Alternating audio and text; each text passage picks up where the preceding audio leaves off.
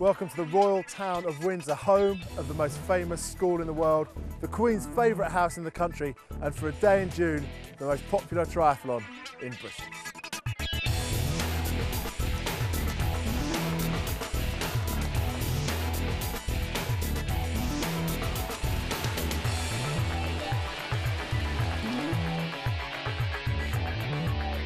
The Windsor Triathlon, sponsored by Nokia, has been voted Triathlon of the Year 7 times since 1991, and the list of past winners since that first year reads like a who's who of British triathlon.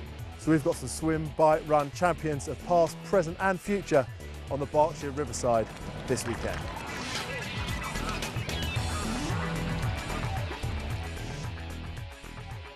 With its river swim amongst the swans here in the Thames, Windsor is a stunningly unique course, attracting thousands of amateur athletes every year. We've got competitors of all standards and backgrounds looking to test themselves, and even an ex-rower up for another challenge.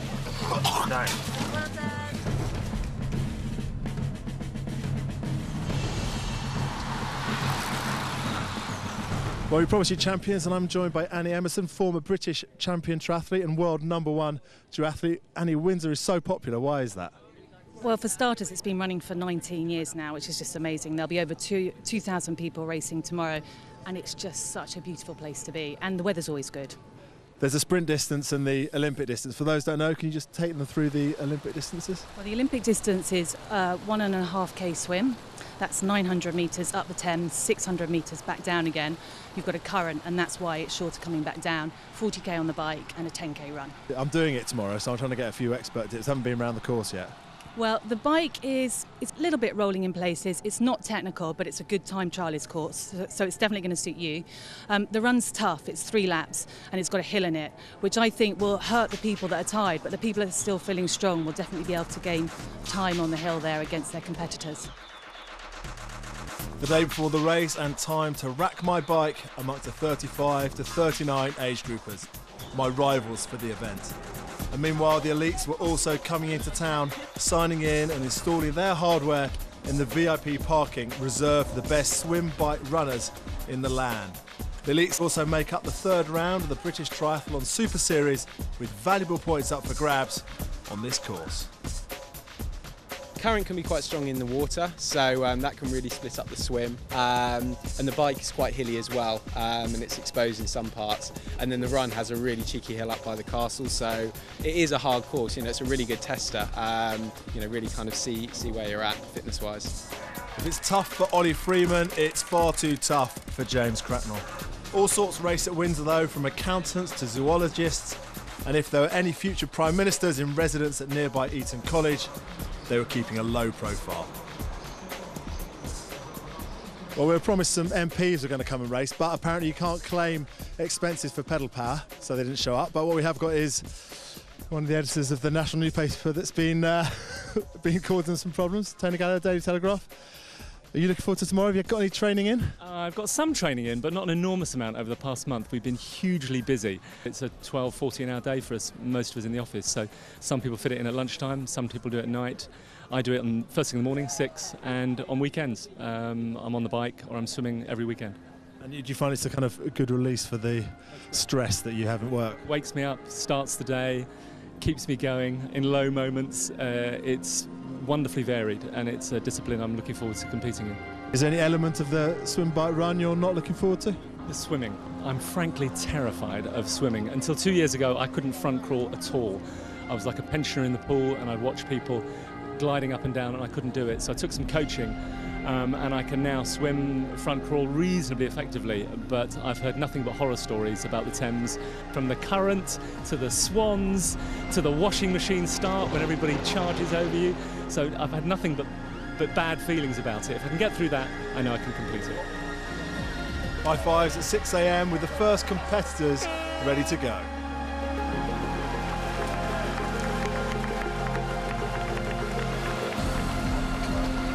Competitors at Windsor start in 28 separate waves, depending on age group or rank, and the last to go will be the elite men at 9:25.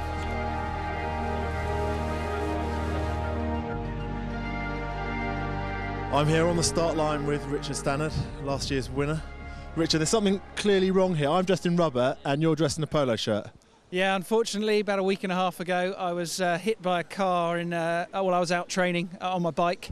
It came out of a junction, didn't stop. Nothing I could do about it, and I've broken my hand, basically. Well, the Thames' loss is our gain. You'll be with us guiding everyone through the elites today.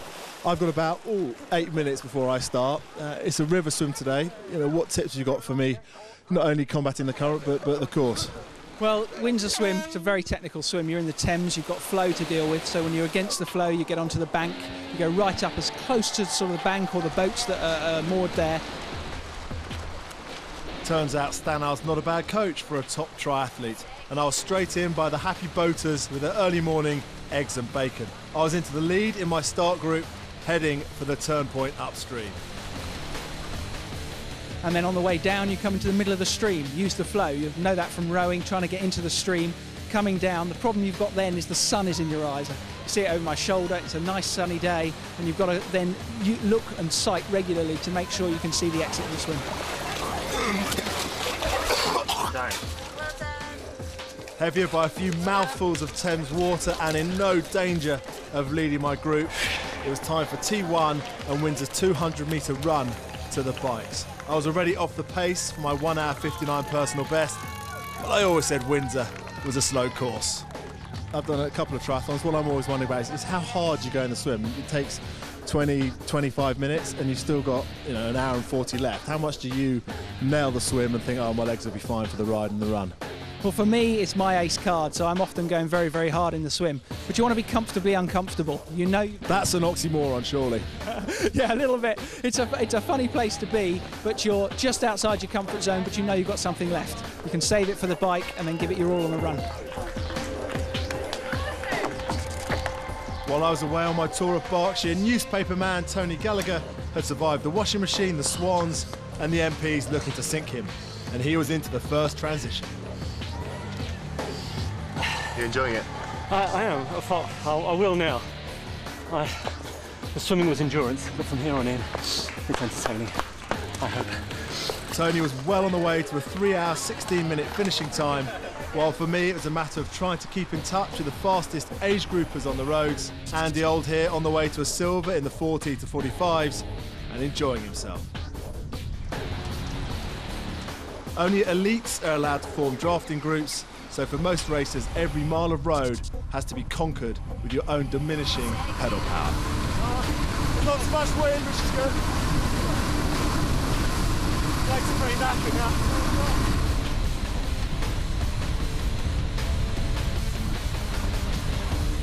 Everyone's feeling the burn by the time they're heading back in through Windsor Great Park. Some, though, seem to enjoy that feeling. And the speed limits on the final descent back into Windsor, for today at least, they're optional. Not every athlete has his personal camera crew standing by his transition point, but despite this, it was a schoolboy error in transition. So you're here, mate, over here. Seconds lost like this won't be won back on the run, no matter how hard you work. And hard work it is when you go up Ollie Freeman's cheeky hill 3 times. Every bit of support helps with the effort though.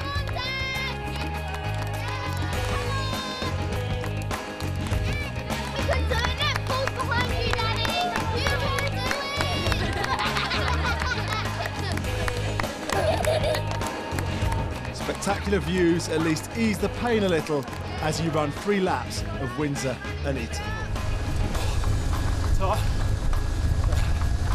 That hill's a killer.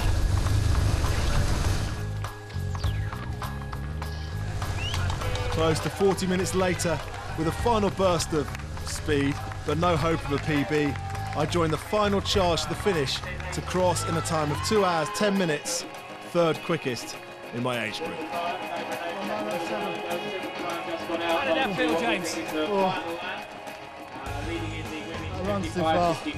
Oh. That hill hurts, doesn't it? I had a good bike, and then just couldn't. I thought it felt a bit wobbly.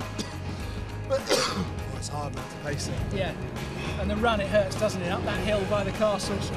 very picturesque. You don't get a chance to look at it. And there's no rhythm. No. Sports rhythm. I can't. It's hard. You go off in the swim, and that feels like a day ago now. By the time each section is almost a race on its own. It's hard. I don't know. Fantastic performance. Well done. While I was off for a swig of water and a Superman-style changeover, the elite competitors were getting ready to bring their dash of speed and glamour to the proceedings. I've just done my third transition of the day, worryingly slightly quicker than the other two. Well, whatever happens today in the elite women, there's going to be a new champion. Let's see how they line up. Last year, Andrea Whitcomb won Windsor on her way to British Triathlon Super Series honours, and the favourite to win in '09 was one of Britain's hottest triathlon properties, Jodie Stimpson, who went into the race with a chance to cement her own Super Series lead. So, Jodie, you're fourth last year, looking to improve on that tomorrow? Yeah, I'm going to try. I mean, there's still a good field out there, so I'll see how I go. The 20-year-old is strong in all disciplines and starts Windsor fresh from a Super Series win at Blenheim the week before. I know it's going to be a really fast swim because I know there's some good swimmers in there. Rebecca Mills is out there, so and she led the swim last year, so she's going to be out for leading the swim. And it's just going to be hard going from the bike then because there's some runners that I need to try and get away from, so we'll see how it goes. Said runners put the pressure on at Blenheim.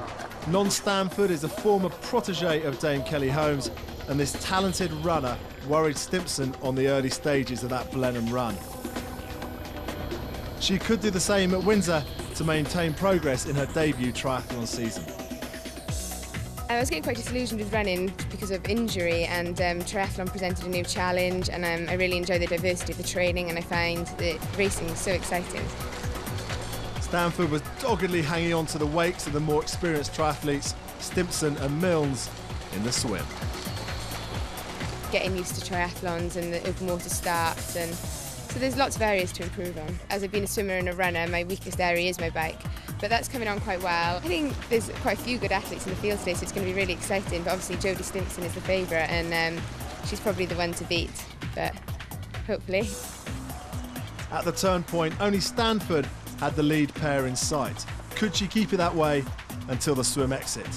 Time to find out with your race commentators Patrick Winston and former British triathlon champion Annie Emerson. Well, what a great swim by Jodie Stimpson, who's right up in that front group. Rebecca Milnes, as expected, in the lead group of swimmers, and hanging off the back is Stanford, who's just about in touch with the leading two. Yeah, non-Stanford will be really happy with that swim. I don't think she expected to be quite so close to Stimpson and Mills at the start of the race.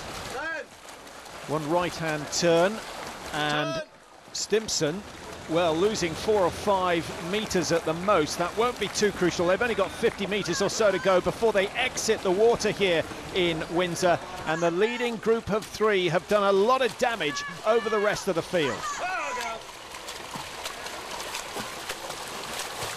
So Rebecca Milnes is the first out of the water. Stimpson looking strong, and non-Stanford, as Annie says, doing exceptionally well to stay with the 2 leaders. Now, what can she do from here on in? Well, really what she's got to do is make sure she stays in touch with the girls. She's very new to triathlon, so her transition is going to be really important because those girls are going to be out of the transition like lightning. Well, that means that Lidbury and Rachel Boyd, 4 and 5 out of the water, have got to have an exceptionally quick T1 if they want to get on that front group of cyclists. It may be a tall order. It will depend on how smooth they are through the transition. Now, Stimpson looking incredibly aggressive and purposeful. T1, you're not going to win the race here, but you can certainly make life difficult for yourself. Yeah, well, you could actually lose the race, because if you lose time and you don't get on the wheels of these girls, then you're going to be out there on your own. You're going to have to wait for the second pack, and you know it could be game over. So the second phase of the Windsor Triathlon, the leading 3 women exit pretty much together. Non-Stanford just at the back of the leading 3. Milnes is going to be first onto the bike, Stimpson in second, and Stanford just 4 or 5 metres behind. She's pretty new to triathlon, and that really is showing in the transitions. Yeah, this is her third race ever in triathlon, and you've seen how these two girls have been able to jump on their bikes actually while they're running, and Non's really got to practice at that. Well, she's lost 30-40 metres, and now surely the priority is to get onto the wheel of Milnes and Stimpson. If she doesn't do that, the gap could grow very quickly indeed. I mean, these girls are already probably hitting speeds for around 40k an hour, which means she's got to hit 43, 44 to get back on, and I don't know if that's likely. Jodie Stimpson certainly looking as though she's trying to break Non-Stanford in the early stages, and she's also putting a lot of distance between herself and the chase group. Boyd, Lidbury in there, and they're over a minute behind the leaders. They have an awful lot of work to do if they're going to gain ground. Two 20-year-olds out the front of the field. Stimpson from Oldbury, Rebecca Milnes in second from Birmingham. And they just switch the lead, sharing the work. And there in third is a slightly cramped looking Non-Stanford.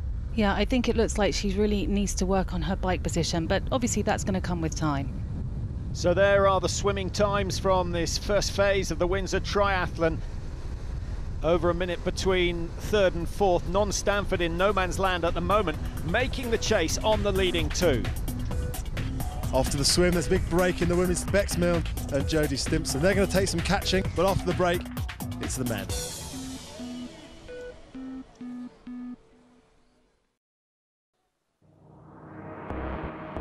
Welcome back to the Windsor Triathlon, sponsored by Nokia. The women are well underway, the men are off any second. Let's see who's in the starting lineup. It's a good race for the CV, and after a win at Blenheim last time out, Stuart Hayes was looking to add Windsor silverware to his increasingly groaning trophy shelf. I'm really looking forward to the race. I'm from Twickenham, so this is like my local race. I haven't done it for a couple of years. It must be about 3 years ago when I last raced, so I'm really excited about doing the Windsor Triathlon. Other guys that are going to be up there at the sharp end, who do you think those will be? I think there's Ollie Freeman. Mark Jenkins is making a comeback. This is going to be his first race. For the last few years, Mark Jenkins has had to limit himself to enjoying the world-beating feats of his wife Helen, current world champion.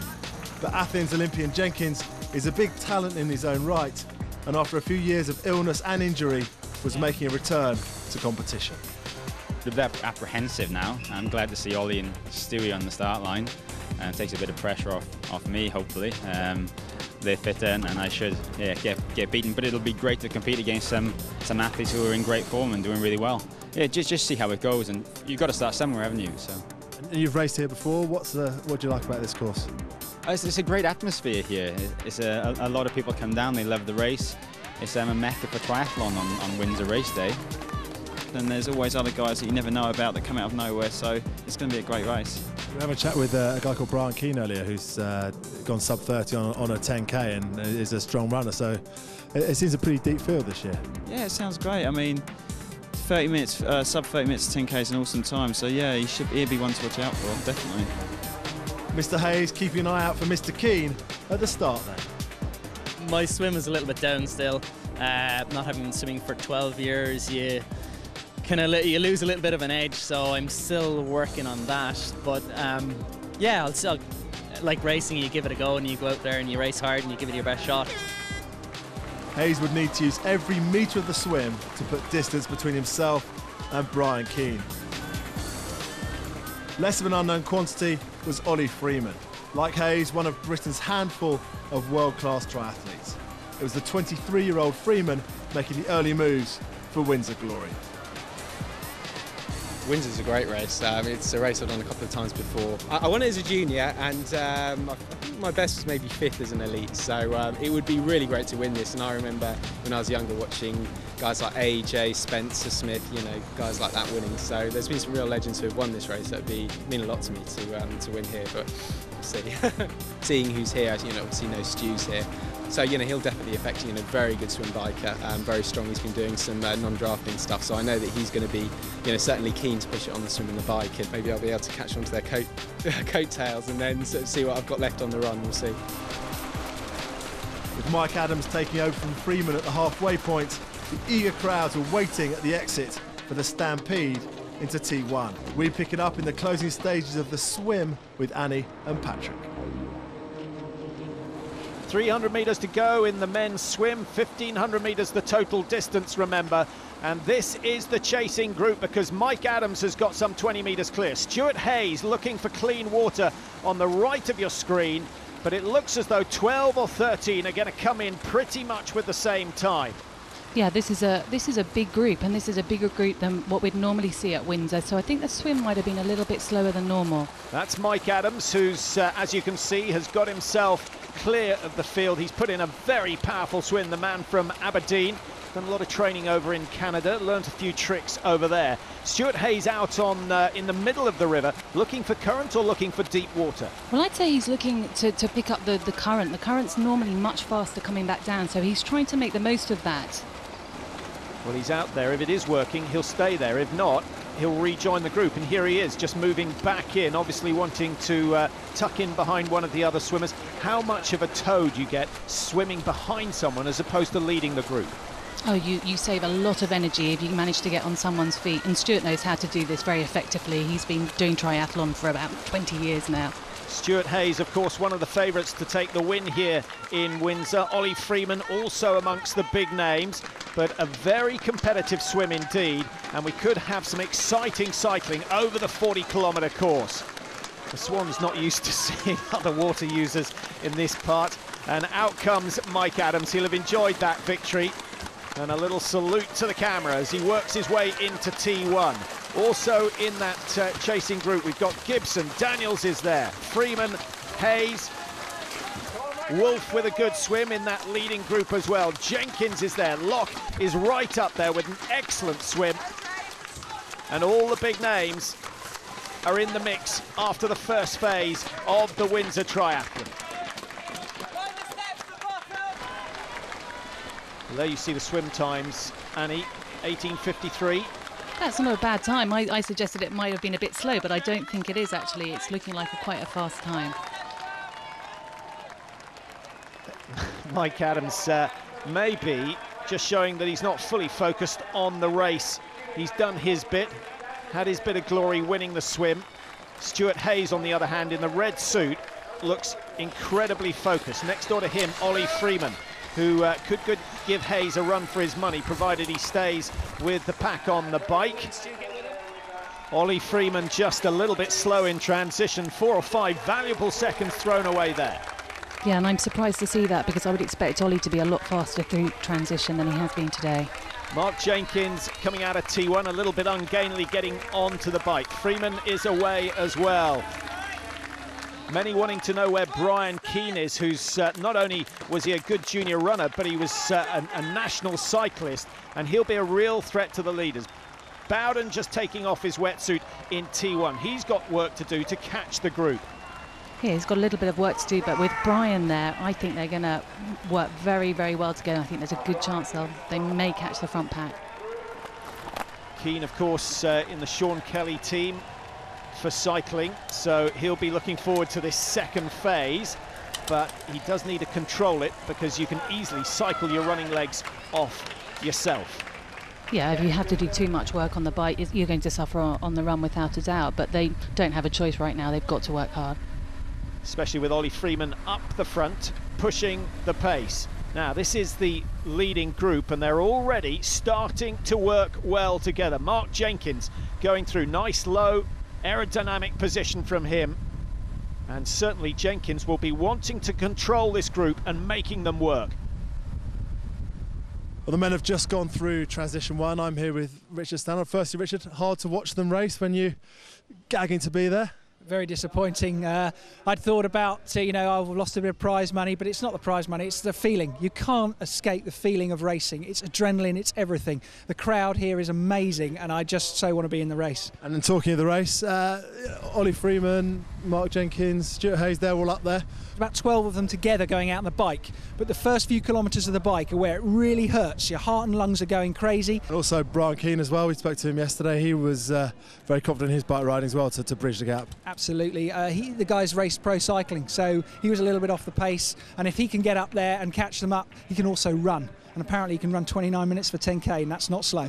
Richard, when the women went through, there was quite a big gap. 3 of them had a minute's lead over the rest of the field. Is that unusual at this level?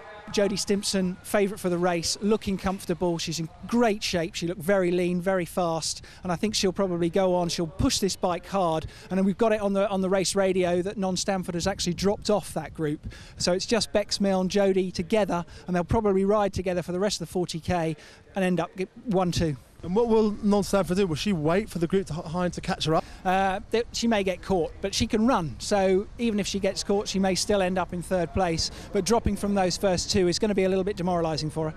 Brilliant. Thanks, Richard. Right, we'll go back to the commentary. Patrick Winston. This is the 3rd group of the men on the 40-kilometre bike ride. James Gilfillan, a man who's recorded a 9:06 Ironman event in Switzerland. The distance won't bother him, but he's still got work to do to catch up with the 2nd chasing group and, of course, the leaders. But that might just be beyond them. Working well at the moment. Well, here are the leaders negotiating one of the roundabouts on this course. Mark Jenkins, as expected, trying to order the lead group around, wants to get them working together.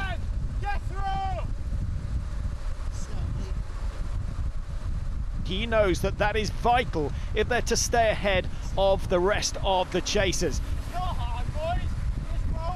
And good body language or not, Annie?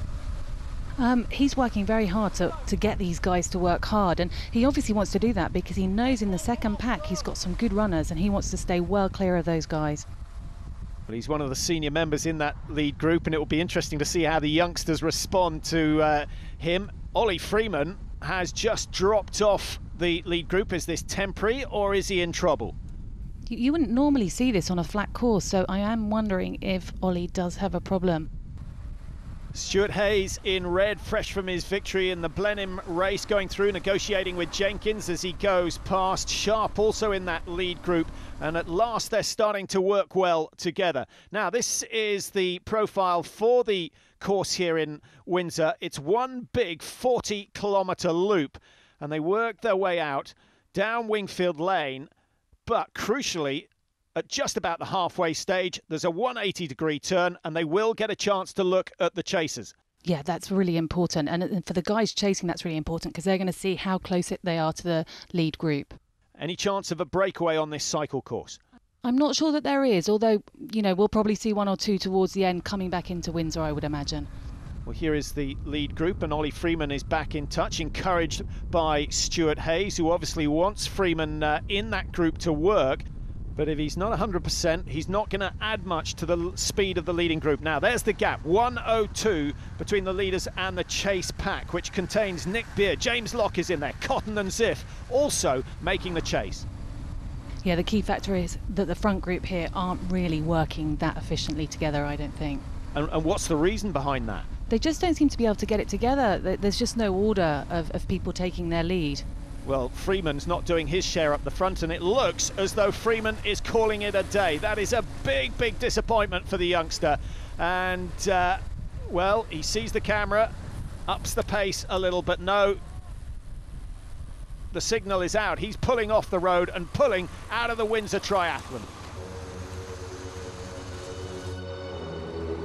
So that lead pack of 9 became 8 as Ollie Freeman called it a day. Just absolutely shot. It's not worth me even trying. I'm just holding those guys up, unfortunately. Let's leave them to it. It was one less runner for Stuart Hayes and Mark Jenkins to worry about. Jenkins still trying to get that front pack in working order.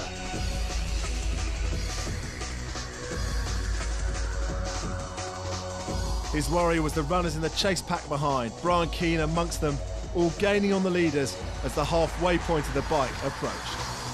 Well, this is turning into a fascinating bike ride on the Windsor Triathlon with the splinter groups that have been making the chase joining forces. Gilfillan now leading them as they close the gap down. They were 1:05 behind. It now stands at 41 seconds, and the leaders must be a little bit concerned. I would say they should be concerned. They're pulling back a lot of time and there's still a way to go. And as we've seen, the second pack are working a lot more efficiently than the front pack. Keep an eye on Brian Keane. There he is, going through to the lead in the chase group, and he's one of the men pushing the pace and closing the gap on the leaders. I don't think I'll be with the first group. As usual, I'll kind of ride through. It's been the case. Oceania champs rode through 2 minutes down and got into that front pack. Generally that's the case where you just need to ride. That's the style that I race. That's kind of the only way I know kind of have raced. So you kind of put up and you shut up and you get on with it. Stuart Hayes still up with the leaders. The riders now round the 180-degree turn. And a chance for those in the chase group to see what they've got to do. And it's not nearly as much as they would have been thinking. No, they're very close. They're within touching distance, and I think it will be a matter of kilometres before they all join together now. Well, there is the gap. The chase pack can see exactly what they've got to do, and they're still working very nicely together. Again, Brian Keane takes his share at the front, and he's working like a Trojan.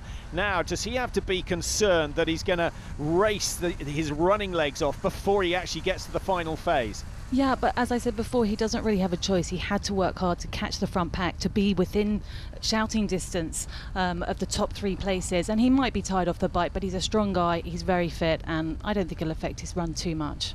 Keane certainly looks to be enjoying the racing, and so is Gil Fillan, who's had a really good run. He's bridging the gap between that chase group and the leaders, and Stuart Hayes is in for a bit of a surprise when he sees a couple of really strong runners come up alongside him.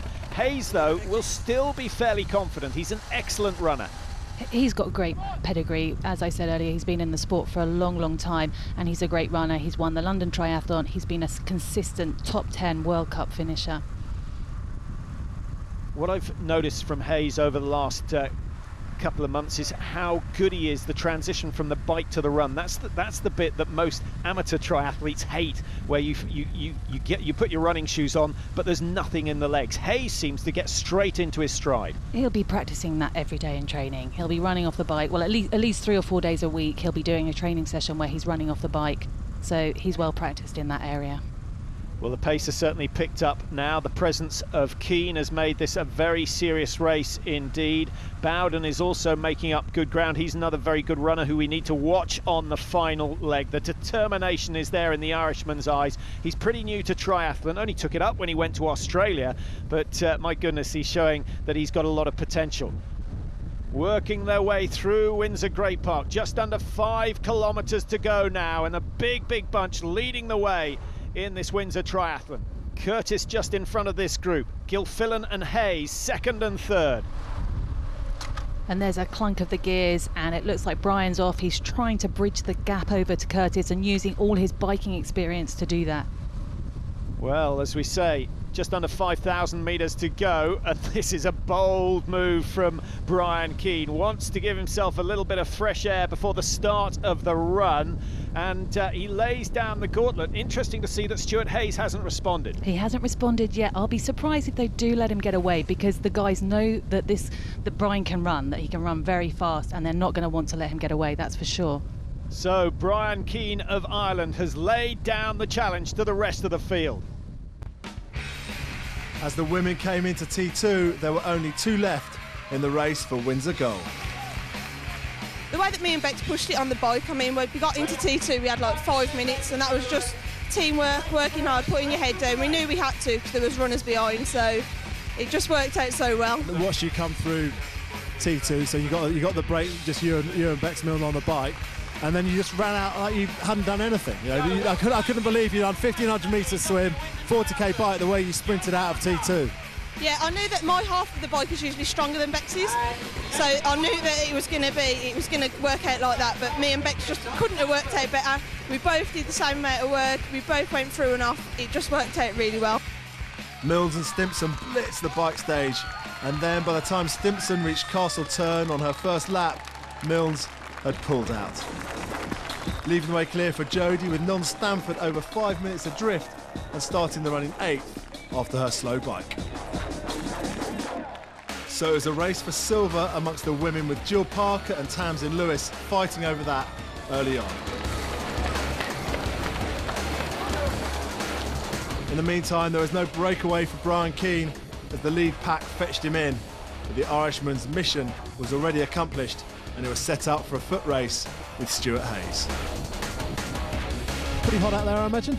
Yeah, it wasn't so much the heat today, it's more the competitors that were causing my heart rate to go through the roof. I've never raced these Irish guys before. It's great for Ireland because they've got some good athletes coming through. And everyone's crediting you with bringing the cycling group back together. Possible. I had some help.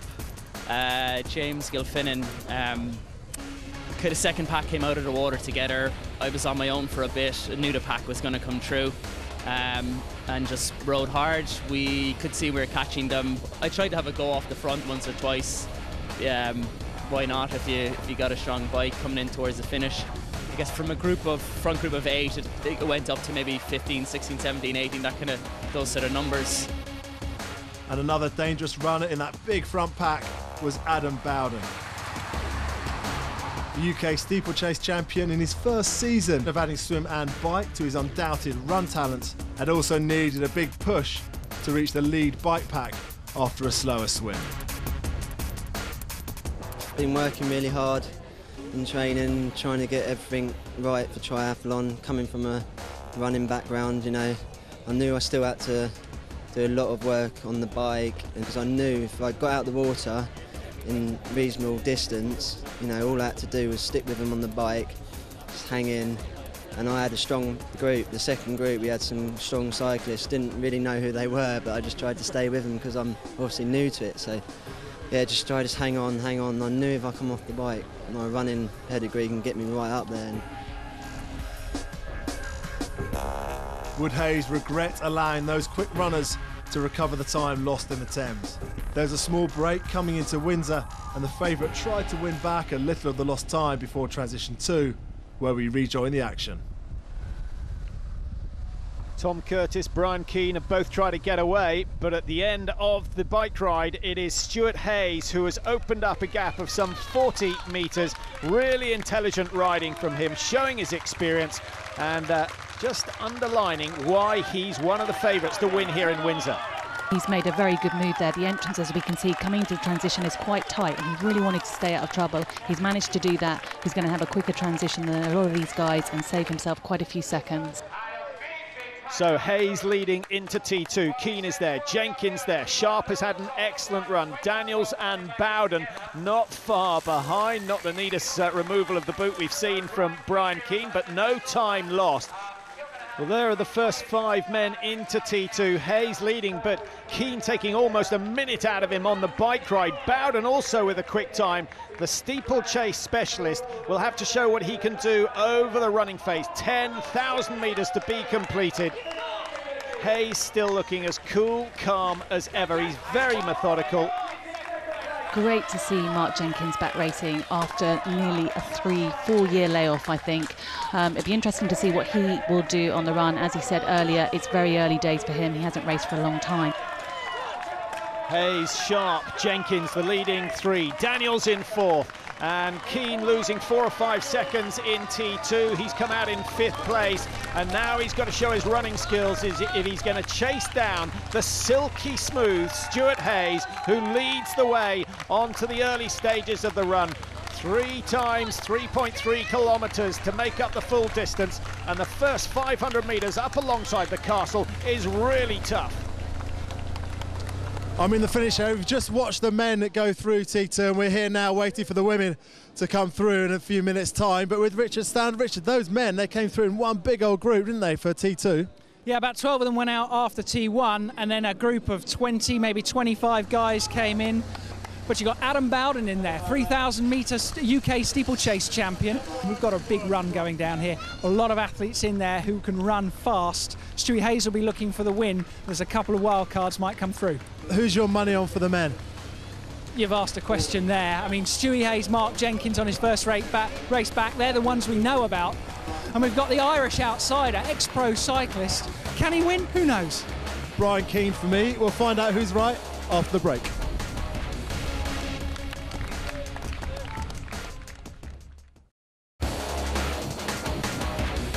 Welcome back to the Windsor Triathlon, sponsored by Nokia. The elite runners are going to be coming in very soon. Let's catch up with them with Annie Emerson and Patrick Winterton.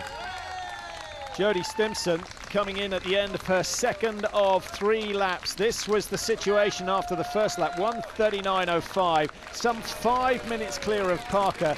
The challenge from non-Stanford really hasn't materialised today. No, she's got a whopping big lead, and she could actually be sitting back and taking it easy now. But as you can see, she's putting the hammer down, and she's not letting up. She's obviously going for a good time here today, and she's looking fantastic, I've got to say. Leaner, fitter, faster. Stimpson having a wonderful season. Michelle Dillon, her coach, will be delighted. And Dillon also responsible for coaching this man, Stuart Hayes, who leads the men's event. 1:33.04 his current time, and it doesn't look as though anyone's going to catch him now. He's got a bit of a gap, but there's still a way to go, and we know that Adam Bowden has a lot of running class, as does Brian Keane. Bowden has moved up into second place with the red shorts. Sharp in third. Brian Keane doesn't look every bit the runner, looks quite heavy at the moment, maybe suffering from all the work he did on the bike. Yeah, he looks a little bit tired, I think. I mean, he's still going well, but yeah, there's a lot of upper body movement there that would suggest that the bike has taken its toll a little bit. And although Jenkins isn't winning, he is having a fantastic comeback race. Jenkins is having a great race. I think he'll be really happy with his result, or at least his performance today. Bowden looking good. What an impact he's made since he switched from steeplechase to triathlon. 8th in Strathclyde. He's got a chance of finishing on the podium here in Windsor. There's the man he's chasing, Stuart Hayes, still travelling well. The hips look a little bit lower than they were when he was running last year. Adam Bowden is having a fantastic race. I think this is only his second ever triathlon, so to be in second place at the Royal Windsor Triathlon is an amazing result for this guy. Well, I wonder how far he'll go. This is the course that they're all running at the moment, 3 times round the loop. There's the hard bit up towards the castle, then down along Datchet Road before they turn right over the bridge and up towards Eton College. All fairly flat at this stage, but they have got to negotiate the hill 3 times. It could start to hurt on the 3rd and final lap. Oh, you think that's where the likes of Bowden, who's still looking very strong, could make some inroads into Stuart, and also Brian Keane, because he's very strong and a good cross-country runner. A little bit of movement in Bowden's shoulders now, and he's got some competition behind him. Sharp has stuck to the task well. Brian Keane hasn't really been able to make the impact that we thought he would over the 10-kilometre run, but maybe he's saving something for the final stages. Bowden has visual on Stuart Hayes, some 60 yards ahead. Doesn't look far, but it's a mighty difficult task to close down that sort of a gap. Stuart Hayes up towards the drink stop. The Eton College boys brought out to provide the fluid that's so essential on a day like this, but he ignores them all and just focusing on the finish now. Hayes with still over 7 kilometres to run here in Windsor. On the other hand, Stimpson, who leads the women's event, is only a couple of 100 metres from the finish. What a fantastic performance from her. She looked good in the swim, strong on the bike, fabulous over the running phase. She really does look outstanding. She's a completely different athlete to what she was last year. She looks like a world-class runner here, I think, right now today. 2 successive victories then in the Super Series for Jodie Stimpson. What a fantastic performance from her. She's minutes ahead of the rest of the field, and it's a really exciting prospect to think what she can do against international competition.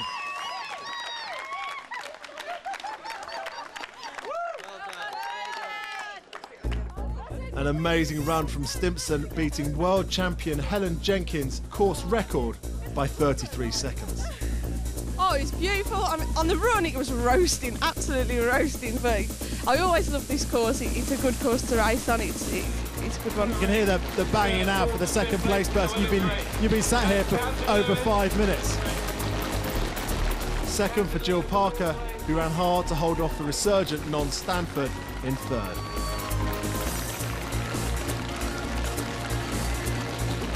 Far exceeded my own expectations. I was after a top 10 finish, so to come second, I still can't believe it. And where did that run come from? No idea, just big thanks to Pete Friedman, my coach, who has really been working on my run all winter, so yeah, I don't know, my little legs just found their own speed out of nowhere.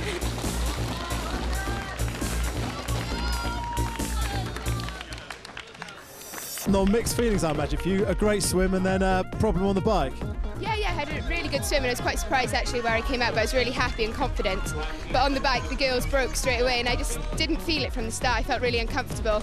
I'm not sure I got my nutrition right before the race, but I fell off the bike as well, which is a bit of a problem when trying to get back on and get your momentum going again. I was a bit nervous getting into the run, but once I got going, I started picking them off and your confidence grows. So I was happy with the run, but yeah, disappointed with the bike. I'm definitely happy. It's only my second Olympic distance. It's only my first season in triathlon, so I'm just don't come into any races with any expectations at the minute. My sole aim is to gain experience and to learn, so anything else is a bonus.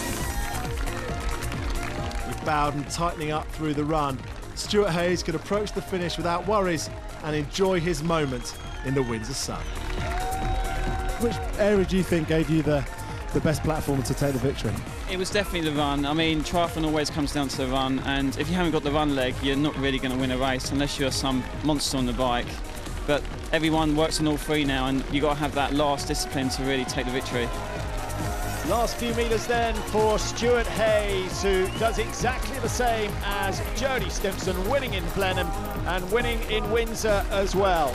A really tough performance, 19.02 in the swim, 59.05 on the bike, and just over 32 minutes on the run. Unbeatable today. Bowden coming in a very creditable second. What is this man going to do in the future? Remember, it's only his second triathlon. He's moved up 4 places on the run. He takes the silver medal here in Windsor. And just behind Bowden is another man who's very new to triathlon, Brian Keane of Ireland. Did you enjoy the atmosphere here in Windsor? It's a lovely course, isn't it? Yeah, the run course is fantastic. Just great support throughout it. Really, really good. Lots and lots of shouting up the hill. I actually enjoyed the hill and over the little bridge on the far side. It was, yeah, a lovely course. Lots and lots of encouragement throughout. I haven't started my high-end running just yet with that kind of top-end session, so that this is the second race of the season for me. So yeah, it didn't feel too, overly comfortable out there on the run today, but still, it was a solid run, I guess. I wish you told me that yesterday on an interview, because we had to give our predictions, and if Brian can be in that first group off the bike, he's going to win. And then you say, I haven't done my top running training. I could have known that information yesterday. Lucky you didn't have any money on it. Credit has to go to James Gilfinnan too, 4th for the man who carried so much of the load in the Chase bike pack. 5th for Jenkins equals a safe and sound return to competition. The scoreboard for the women shows the scale of Jodie Stimpson's domination. Her victory hardly in doubt after that aggressive and race-winning burst in the first seconds of the bike. Those successive wins here and at Blenheim bring a strong lead for her in the British Triathlon Super Series ahead of Stanford, Parker and Bridge. After the same double, Hayes also leads the Super Series ahead of Aaron Harris, Philip Wolfe and Bowden before the series moves to the Valleys of South Wales and the British Elite Sprint Triathlon Championships.